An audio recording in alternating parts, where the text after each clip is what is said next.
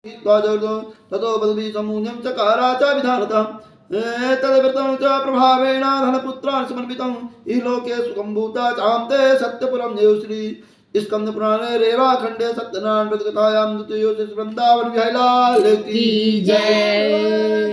द्वितीय अध्याय की कथा में यह प्रसंग आया। वह जो यहाँ डाल दिया करना।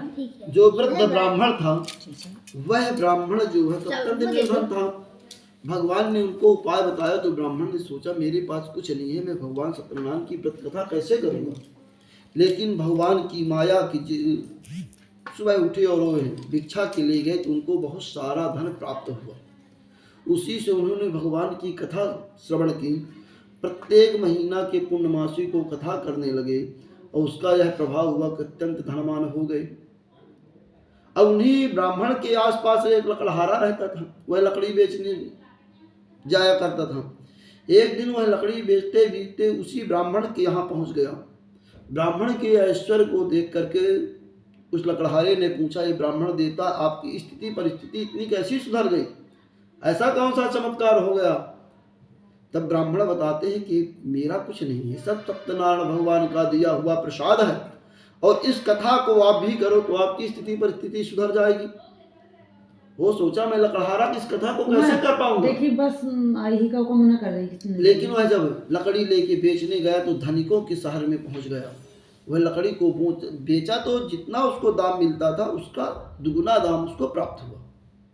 वह भगवान की कथा की और धीरे धीरे उसकी भी स्थिति परिस्थिति सुधर गई, वह धनवान हो गया। अब आगे कथा आती है एक राजा की और एक बनिया की।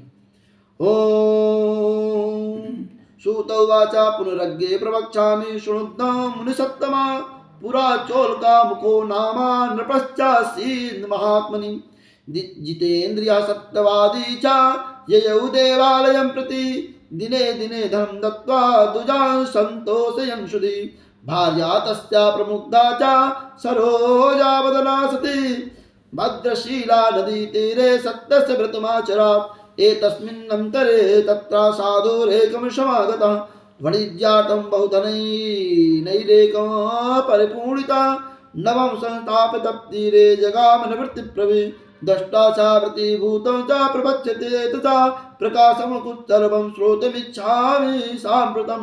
राजोवाच पुलिराजं क्रियते साधुर्दृष्टो तुर्लोरते सा दत्तं सा सुने साधं पुत्रस्य वाप्तिकाम्यता भूपस्तवचनं शुद्धा सातु प्रोवाच सादरम् सर्वं कथमे राजन् करिष्यायेन मयि तबोधितं मपापि संततिर्नातिरे सज्जात ध्रुवं ततो निवृत्तिवाणिज्या सतानन्दो गृहमागता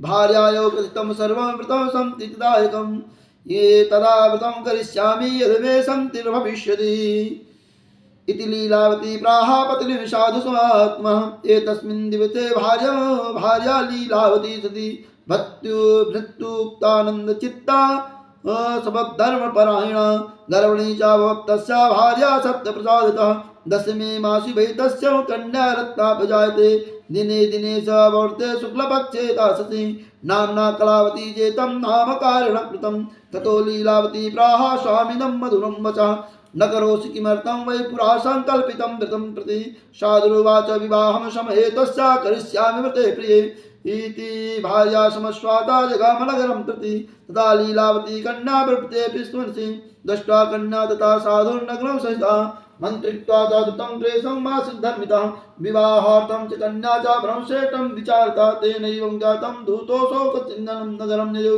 तस्मादेकं बलिं पूज्यं समानन्दतो गहिषा दृष्ट्वा तु सुन्दरं बालं बलिं पुत्रं त्रिगुणमितं ज्ञातभिर्बन्धुभिः साधं परितुष्टेन चेतसा दत्तवान् साधुपुत्रा कन्या विधिविधानतः ततो भगवत् सानन्देन विस्मृतत्रं विवाहसमये तस्यारुष्टो भवति तत्प्रभु तथा कलावती कार्यो निजकार्यविशारदः वाणिज्यार्थं तथा शीघ्रं जागासहितोषः रत्नसारपुरे रम्दे गत्वा सिन्धुसमीपतः वणिज्यमाकर साधु च जामात्रं श्रीमती सा ततो गता नगरे रम्दे चन्द्रकेतु निपोतसा एतस्मिन् दशे काले सत्तु प्रभु भ्रष्ट प्रतिज्ञामालोक्य शापं तस्मै पृथग्राम दामणं घटनं तस्या महद्दुःखं भविष्यति एकस्मिन्नन्तरे साधो धनमादाय तस्करं ततो जागतो वणिज्यातः संस्थितं तद्भार्या समद्दूतानाभितेन तस्सा धनं संस्थे तु शीला भद्रशील ततो दूता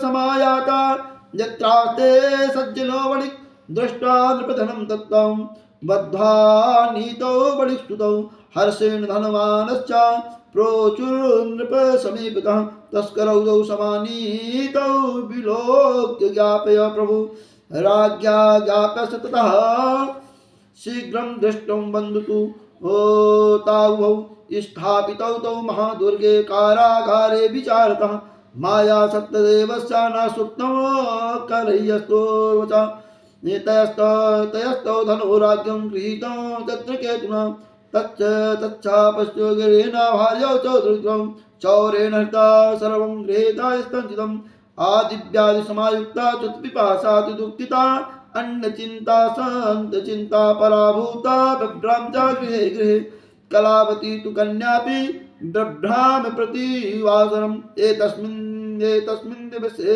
याता क्षुधार्ता द्विजमन्दिरम् गत्वा पश्चात् तद्व्रतं सत्यनारायणस्य च उपविष्टं कथं श्रुत्वा वरं प्रार्थितविद्रुं प्रसादभक्षणं कृत्वा यौ रात्रौ गृहीते माता कलावती कन्या कथयामास प्रेमतः पुत्रीं दत्तौ पुत्री रातौ सुतं कृत्ते तामनस्य व्रते कन्या कलावती प्राह मातरं प्रतिशत्रं दुजाले विप्रमातुरतो वन्यो तद्दुजम्। अब क्या होता है, कथा आती है बनिया की। एक बनिया है, अत्यंत धामान है। उल्कापुर के राजा जो है भद्रशिला नदी के किनारे कथा कर रहे थे। बनिया वहां पहुंच गया, देखा राजा साहब आप ये क्या कर रहे हैं। राजा साहब ने पूरा वृत्तांत बताया तो बनिया ने मन में प्रतिज्ञा किया कि मेरे संतति हो जाएगी मैं भी कथा करूंगा। अपनी पत्नी से आके बताया, प्रतिज्ञा किया था, संकल्प किया था, उसको फल प्राप्त हो गया। लेकिन उसने कथा को नहीं किया तो उसकी पत्नी ने कहा इस कथा को आप करिए। कहा कि इसके बरहों में बहुत पैसा खर्चा हो गया है, अब इसका जब विवाह होगा तब कथा करूंगा। विवाह के समय भी भूल गया। सत्यनारायण भगवान उसके ऊपर कुपित हो गए और उसको बड़ा कठिन दंड दिए।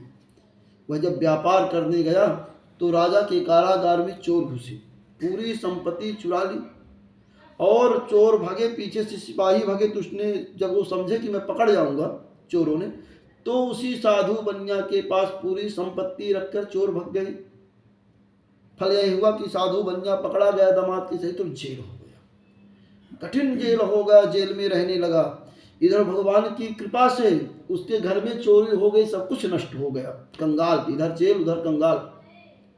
अब क्या हुआ, उसकी पत्नी और पुत्री भूखों मरने लगी। एक दिन भगवत कृपा से उसकी पुत्री जो है तो किसी के यहाँ गई, वहाँ कथा चल रही थी, कथा श्रवण करने लगी। कथा श्रवण करके आते में थोड़ा लेट हो गया, रात हो गई। माँ ने पूछा तुम्हारे मन में क्या है, तुम कहाँ रहती हो, बहुत डांट फटकार लगाई। तो पुत्री ने पूरा इतिहास बताया कि मैं इस ब्राह्मण के यहाँ थी, कथा चल रही थी, मैं कथा श्रवण किया।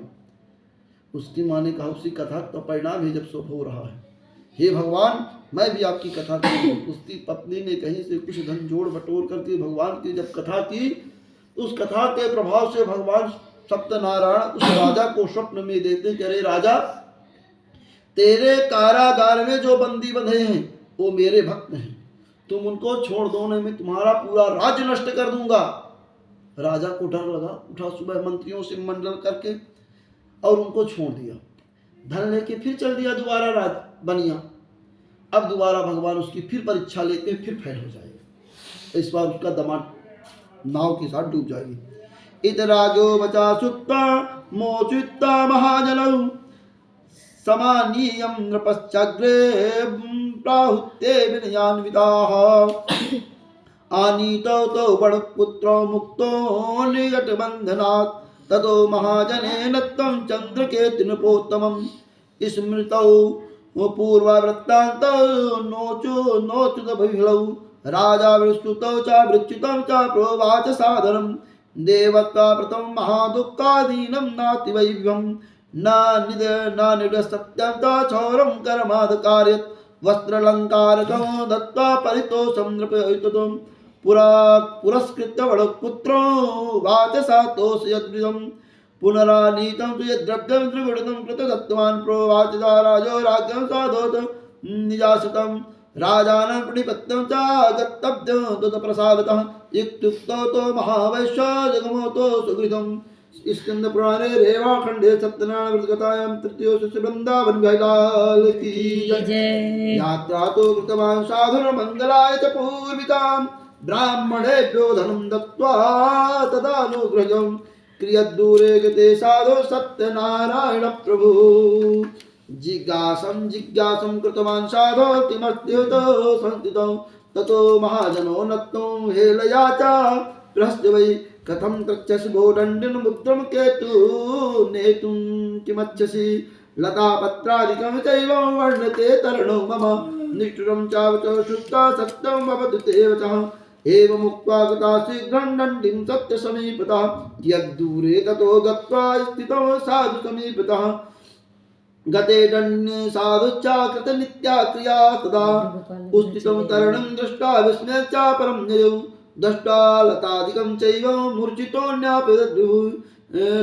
लब्धं संग्रहणिपुत्रं समन्वितो भवतो तदा तु दुहितं कान्तो वचं चेद् विब्रवीत् किमर्थं क्रियते शोकं शापो दत्तश्च दण्डिनः सक्ते तेन सर्वहितं कर्तुं छात्र